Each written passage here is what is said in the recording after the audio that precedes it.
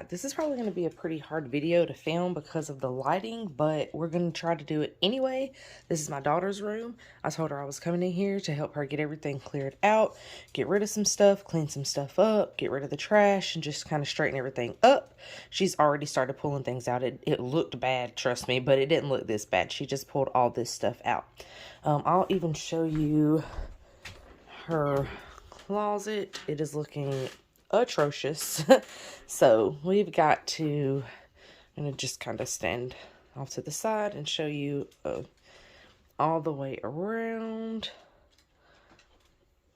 So yeah, we're gonna get started cleaning and organizing her bedroom. Hey guys, so today I'm in my daughter's room. I just showed you an overview, but I just wanted to show my face really quickly and say, if you like the content that I've been putting out lately, please consider subscribing. It helps my channel so much, and I love putting these videos out for you. And it also lets me know that you're enjoying the content that I'm sharing and that you want to see more. Subscribe down below, and let's get started cleaning her room.